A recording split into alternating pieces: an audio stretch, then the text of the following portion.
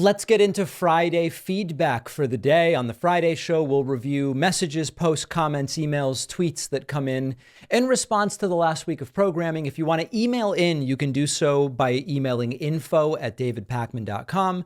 But YouTube comments might be selected, or Twitter responses, or other platforms. We start today with Julie Christine, who is using a clown face and says, you may need to go to your safe space and console Newsom, the lame governor that was nearly recalled. By the way, all you have to do is take a trip to Cali and take a look around. Wake up. You know, I was just in California. I go to California frequently. I love it. I genuinely do. Now, does this mean there isn't homelessness? No, there's homelessness in California. There's homelessness in New York City, too. It's not a big shock to see that. Is it worse in the sense that it's more visible?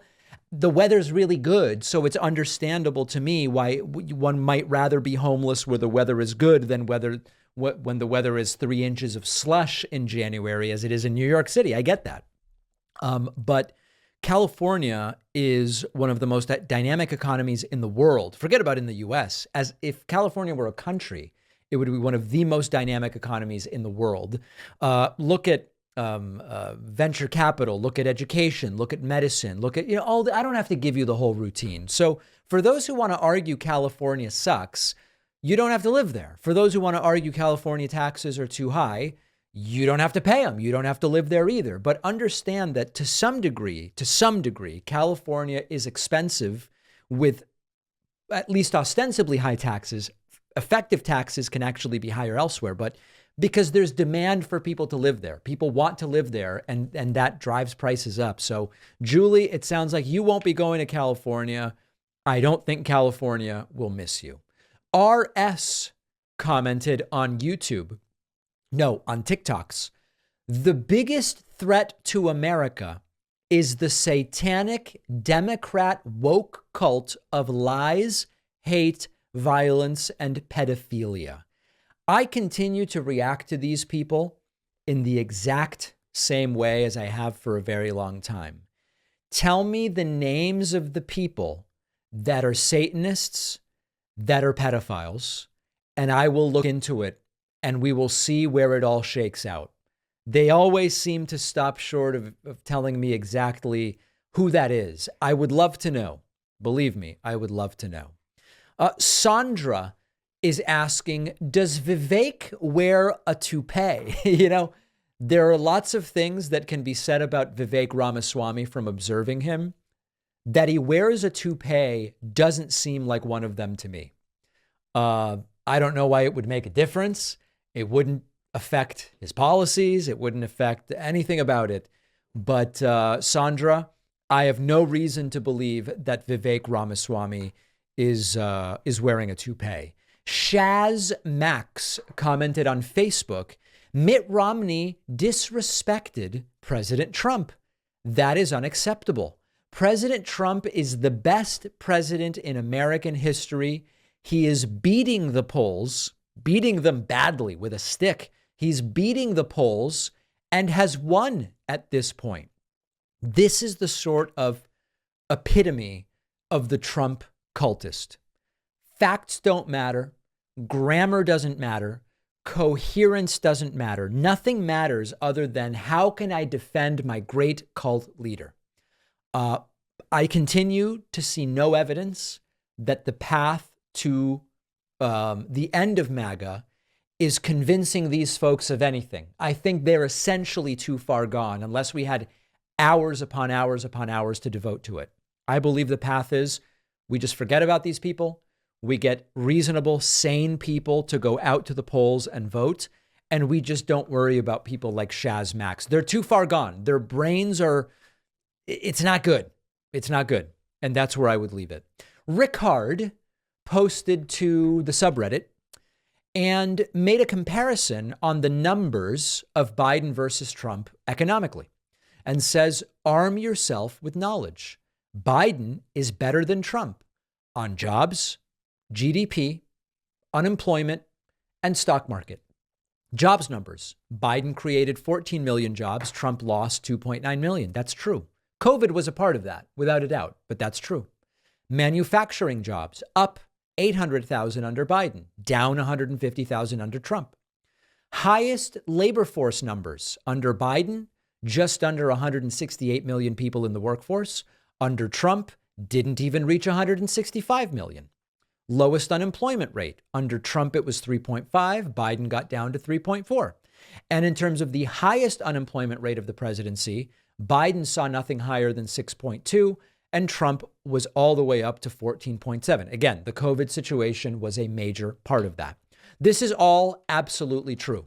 Now, whatever amount of responsibility, credit, or blame you assign to the president for any of those numbers, you have to do it equally. If you say, I don't believe unemployment numbers are a reflection of presidential policy, great. Don't talk about them when evaluating Trump nor Biden as president. Or if you say labor force participation has nothing to do with the president, well, then you've got to apply that to both Trump and Biden. If you assign the same meaning to these numbers, regardless of who is president, you can't come away with anything other than the realization that the numbers are all better under Biden. That's a really tough pill for a lot of Republican voters to swallow. Donna wrote in and said, I wonder how many Republicans hate Trump, but say they will vote for him just to see him get sacked in the election when they vote for someone else. You know, I don't think there's too many of these folks. Donna's idea is there are people voting Trump in the primary so that he will be the nominee and then suffer a humiliating defeat in November of 2024. I've not heard a single Republican say this. Could they all be keeping it secret? Maybe. But my message to anybody who might be doing this is, it's dangerous. Wouldn't do it. If Trump becomes the nominee, assuming he will lose in November is very risky. And so I don't know if there's anyone in my audience with this idea, but I would encourage you not to go with it. Cosmo posted to the subreddit, Trump should have won 2020. And Cosmo writes, I'm not saying he won like some crazy guy, just that if he would have won in 2020, I believe his second term would have been less crazy than everything we've experienced in the last 3 years and way less dangerous than if he wins in 2024. I'm not convinced of that. Trump's second term, as it would be in 2024, right? There's no difference. Trump's second term would have been completely unrestrained, fascist wannabe authoritarianism. And whether it's more or less unhinged if it starts in January of 2021 or January of 2025, I don't know for sure, but I think it is very dangerous to assume that the less serious scenario would have been Trump winning in 2020 and getting 4 very unrestrained years. Reflex Point posted to the subreddit, people have very short memories. While we worry about fallout from the left over Biden's handling of the Israel situation, we have to keep in mind that for better or for worse, most people have the attention spans of gnats. As soon as something is out of the news cycle, it's forgotten about pretty quickly.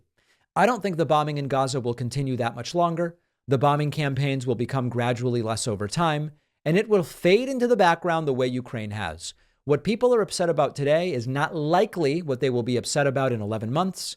Maybe we're worrying about day-to-day public sentiment, which is extremely fickle as it is.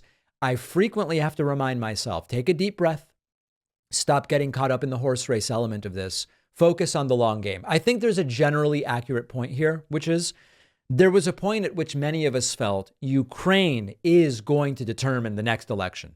And I don't know of anybody today who is saying November's election is going to be determined by what's happening in Ukraine. There are lots of people now saying the November election will be determined by Joe Biden's involvement or lack thereof in what's happening in Israel and in Gaza. I doubt it. I doubt it. And I know that there's something special. When I say this about any other issue, people will say, oh, yeah, that makes sense. When I say, I don't think Biden's reelection is going to come down to Israel, Gaza. No, David, you Zionist defender of killing children or whatever. I just don't think it will. I think this person is basically correct. The military action is going to diminish over time. And I don't know what is going to be the determining factor in November. Trump will be in the middle of criminal trials. Trump and Biden will both be nearly a year older. I don't know what it's going to be, but voters do have very short memories. If you have something to say, ideally politely, with some respect, you can email info@davidpakman.com. We have a fantastic bonus show coming up for you today. Remember that there's the show and then there's the bonus show. A David Pakman membership costs $6 a month. Right. As Howard Stern says, it does. Oh, the bonus show where you want to make money. Everybody else that makes money to fund themselves is bad. The bonus show is part of how we fund the show, as Alex Jones pointed out. And also, if you like the show, you get more show as a member. So consider signing up at joinpakman.com. We'll see you on the bonus show, and I'll be back here on Monday.